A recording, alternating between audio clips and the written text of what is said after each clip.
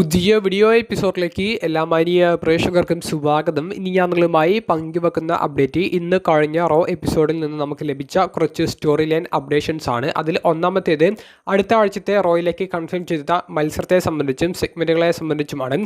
Super താരമായ John സിന അടുത്ത raw എപ്പിസോഡിൽ വരുന്നുണ്ട് എന്നുള്ളത് ഒഫീഷ്യലി കൺഫേം ചെയ്തിട്ടുണ്ട്.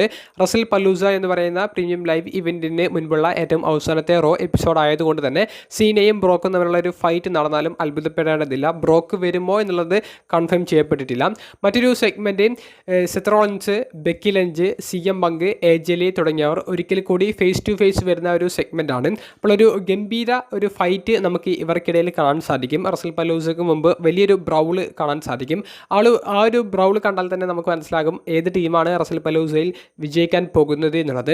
അതുപോലെ തന്നെ മറ്റൊരു മത്സരമായി കൺഫേം ചെയ്തിട്ടുള്ളത് റോക്സിനി പെരസ് വേഴ്സസ് ലൈറ വൽക്കീരിയ തമ്മിലുള്ള ഒരു സിംഗിൾസ് മത്സരമാണ്. നമുക്ക് ഇന്നത്തെ റോ എപ്പിസോഡിൽ ലൈറ വൽക്കീരിയ വേഴ്സസ് റെഗിൽ റോഡ്രിഗസ് തമ്മിലുള്ള ഒരു മത്സരം കാണാൻ സാധിച്ചു. മത്സരം അതിഗംഭീരമായിട്ടുള്ള ഒരു പ്രകടനം തന്നെയാണ് ഇരുവരും കാഴ്ചവെച്ചത്. റോക്സിനി പെരസിൻ്റെ ഒരു ഡിസ്ട്രാക്ഷനൊക്കെ മത്സരത്തിൽ ഉടനീളം ഉണ്ടായിരുന്നു.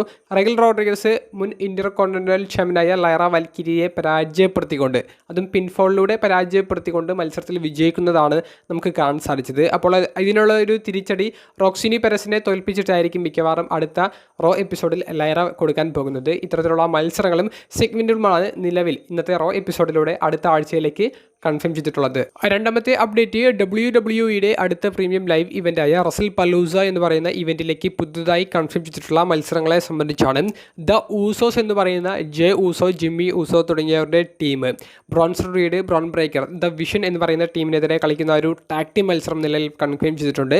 അതുപോലെ തന്നെ നിലവിലെ വേൾഡ് ഹെവി വെയ്റ്റ് ചാമ്പ്യനായ സെത്രോളൻസും നിലവിലെ വുമൻസ് ഇന്റർ കോണ്ടിനെന്റൽ ചാമ്പ്യനായ ബെക്കി ലഞ്ചും ടീം ആയിക്കൊണ്ട് തിരിച്ചു വന്ന ഏജലി, CM പങ്ക് തുടങ്ങിയവർക്കെതിരെ ഒരു മിക്സ്ഡ് ടാഗ് ടീം മത്സരവും കൂടി റസൽ പലൂസയിലേക്ക് കൺഫേം ചെയ്തിട്ടുണ്ട്. അപ്പോൾ ഒരു ഗംഭീര മാച്ച് കാർഡ്സ് തന്നെയാണ് നിലവിൽ റസൽ പലൂസയിലേക്ക് കൺഫേം ചെയ്തിട്ടുള്ളത്. മൂന്നാമത്തെ ഒരു അപ്ഡേറ്റ് നമുക്ക് ഇന്നത്തെ റോ എപ്പിസോഡിൽ AJ സ്റ്റൈൽസിൻ്റെ ഭാഗത്ത് നിന്ന് ഒരു പ്രൊമോ സെഗ്മെൻറ്റ് കാണാൻ സാധിച്ചതിനെ സംബന്ധിച്ചാണ്. ഇതൊരു കൊമേഴ്ഷ്യൽ ബ്രേക്കിന് ഇടയിലാണ് WWE കാണിച്ചിട്ടുണ്ടായിരുന്നത്. അതുകൊണ്ട് തന്നെ വലിയ സംശയങ്ങൾ ഈ ഒരു പ്രൊമോ സെഗ്മെൻറ്റിനെ സംബന്ധിച്ച് ആരാധകർക്കിടയിൽ ഉണ്ട്. കാരണം AJ സ്റ്റൈൽസ് പറഞ്ഞ വാക്കുകൾ അത് സ്ക്രിപ്റ്റ് പ്രകാരം ഉള്ളത് തന്നെയാണോ എന്നുള്ളതാണ് എല്ലാവർക്കും ഒരു സംശയമുള്ളത്.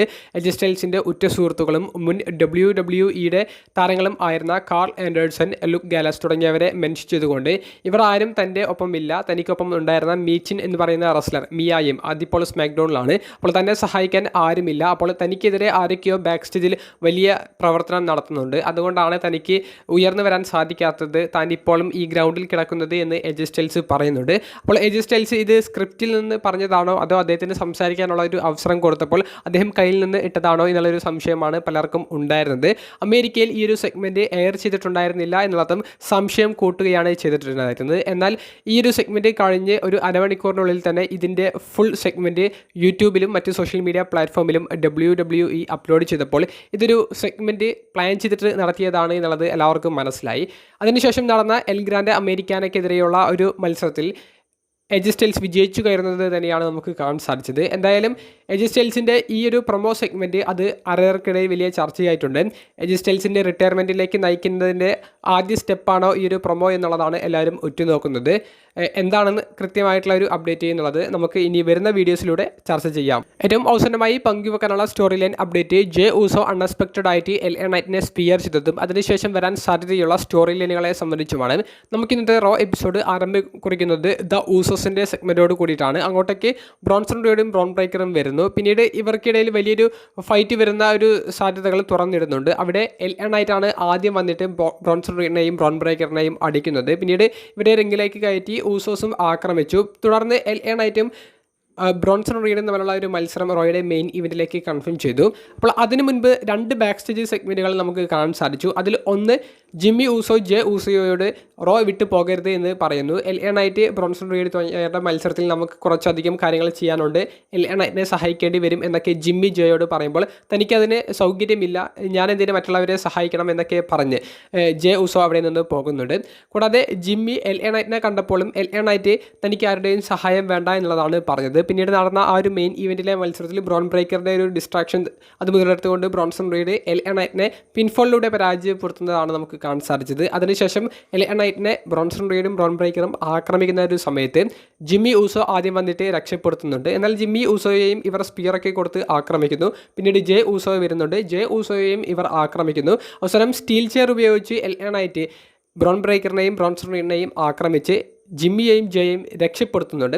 എന്നാൽ ജെ ഊസോ അതിനുള്ള ഒരു മറുപടി കൊടുത്തത് ഒരു സ്പിയർ കൊടുത്ത് LA നൈറ്റിനെ ആക്രമിക്കുന്നതിലൂടെയാണ്. അങ്ങനെ റോ എപ്പിസോഡ് ഒരു ക്ലോസിംഗ് ഷോട്ട് കാണിച്ച് അവസാനിക്കുന്നതാണ് നമുക്ക് കാണാൻ സാധിച്ചത്. അപ്പോൾ ജെ ഊസോ LA നൈറ്റിനെ സ്പിയർ ചെയ്തത് എത്രത്തിലേക്കാണ് പോകാൻ സാധ്യത എന്നുള്ളതിനെ സംബന്ധിച്ച് നമ്മൾ നോക്കുകയാണെങ്കിൽ എന്തുകൊണ്ട് ജെ ഊസോ LA നൈറ്റിനെ സ്പിയർ ചെയ്തു എന്ന് പറയുമ്പോൾ ജെ ഊസോയുടെ ക്യാരക്ടർ ഇനി കുറച്ച് സീരിയസ് ആക്കി കാണിക്കാനാണ് WWE പ്ലാൻ ചെയ്യുന്നത്. അപ്പോൾ അതിൻ്റെ ആദ്യ വിത്ത് പാകിയത് കുറച്ച് റോ എപ്പിസോഡുകൾക്ക് മുൻപാണ്. കൃത്യമായി പറഞ്ഞാൽ ക്ലാഷ് ഇൻ പാരീസ് എന്ന പ്രീമിയം ലൈവ് ഇവൻറ്റിന് മുൻപുള്ള റോ എപ്പിസോഡിൽ റോമൻ റീൻസ് ജെ ഊസോയോട് പറയുന്നുണ്ട്, നീ കുറച്ചും കൂടി സീരിയസ് ആകണം, മറ്റുള്ളവരെ സഹായിക്കണം എന്നുള്ളൊരു മെൻറ്റാലിറ്റി വെച്ചിട്ട് മുന്നോട്ടേക്ക് പോയാൽ നിനക്ക് എങ്ങോട്ടും എത്താൻ സാധിക്കില്ല, നമ്മുടെ കുടുംബത്തെയാണ് എപ്പോഴും മുന്നിൽ നിർത്തേണ്ടത് എന്നുള്ളത്. അപ്പോൾ അതിനുശേഷം ജെ ഊസോ കുറച്ച് സീരിയസ് ആയിട്ടുള്ള ഒരു ക്യാരക്ടറായി മാറിയിട്ടുണ്ട്. അപ്പോൾ അത് ജെ ഊസോ LA നൈറ്റിനെ സ്പിയർ ചെയ്യുന്നതിലേക്ക് നയിച്ചിട്ടുണ്ടാകാം. അതായത് താൻ ആരെയും സഹായിക്കാൻ തയ്യാറല്ല, അല്ലെങ്കിൽ താനാണ് ടോപ്പിൽ നിൽക്കേണ്ടത് എന്നുള്ള ഒരു വിചാരം ഉള്ളിൽ വന്നതുകൊണ്ട് ജെ ഊസോ LA നൈറ്റിനെ ആക്രമിച്ചു എന്ന് പറയേണ്ടി വരും.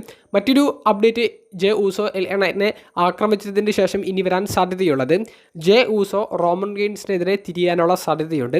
അതായത് റോമൻ റീൻസ് ഇനി ജെ ഊസോക്ക് കൂടുതൽ ആയിട്ടുള്ള ഒരു അഭിപ്രായങ്ങളും നിർദ്ദേശങ്ങളും കൊടുക്കുമ്പോൾ അത് ജെ ഊസോ കേൾക്കാതെ വരികയും തുടർന്ന് ജെ ഊസോ റോമൻ റീൻസ് തുടങ്ങിയവർക്കിടയിൽ പ്രശ്നം വരികയും ആ ഒരു അവസരത്തിൽ ജെ ഊസോ സ്പിയർ കൊടുത്ത് റോമൻ റീൻസിനെ ആക്രമിക്കുന്ന രീതിയിലേക്കും ജെയുടെ ക്യാരക്ടർ മാറിയാലും അത്ഭുതപ്പെടേണ്ടതില്ല. അപ്പോൾ റോമൻ റീൻസിൻ്റെ വാക്ക് കേട്ട് നിൽക്കുന്ന ജെ ഊസോ എന്നുള്ളതിൽ നിന്ന് ജെ ഊസോ ഇനി അങ്ങോട്ട് മാറാൻ പോകുന്നു എന്നുള്ളൊരു അർത്ഥം കൂടിയുണ്ട്. മറ്റൊരു പ്രശ്നം റോമൻ റീൻസിന് നേരിടേണ്ടി വരിക LA നൈറ്റിൻ്റെ ഭാഗത്ത് നിന്നാണ്. അപ്പോൾ LA നൈറ്റ് ജെ ഊസോയുമായിട്ടുള്ള ഒരു പ്രശ്നം ഇങ്ങനെ നടന്നുകൊണ്ടിരിക്കുന്നതിൻ്റെ ഇടയിൽ അത് തീർക്കാൻ വേണ്ടി റോമൻ റീൻസ് ഉള്ളിലേക്ക് കയറുകയും പിന്നീട് LA നൈറ്റും റോമൻ റീൻസും തമ്മിലുള്ള ഒരു പ്രശ്നമായി അത് മാറുകയും ചെയ്യാൻ സാധ്യതയുണ്ട്. അപ്പോൾ ഇതൊക്കെ കറങ്ങി തിരിഞ്ഞ് റോമൻ റീൻസിൻ്റെ നേർക്ക് തന്നെ വരാൻ സാധ്യതയുള്ള ഒരു സ്റ്റോറി ആക്കിയിട്ടാണ് അവർ ബിൽഡ് ചെയ്തിട്ടുള്ളത്. എന്തായാലും ജെ ഊസോ ഇന്നത്തെ ഈ ഒരു സ്പിയർ കൊടുത്ത് ആക്രമിക്കുന്നതിൻ്റെ മുഖ്യ കാരണം റോമൻ റീൻസ് അന്ന് ജെ ഊസോയോട് കുറച്ച് സീരിയസ് ആയിട്ട് കാര്യങ്ങൾ ചെയ്യാൻ പറഞ്ഞതാണ്.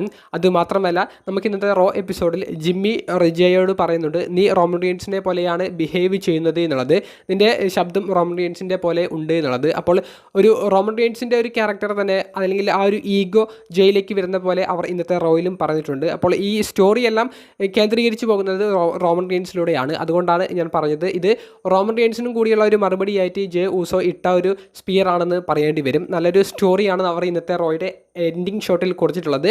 റോ എപ്പിസോഡിനെ സംബന്ധിച്ചുള്ള നിങ്ങളുടെ പ്രതികരണങ്ങൾ കമൻറ്റ് ബോക്സിൽ രേഖപ്പെടുത്തുക. അപ്പോൾ അടുത്തൊരു വീഡിയോയുമായി കാണുന്നത് വരെ ബൈ.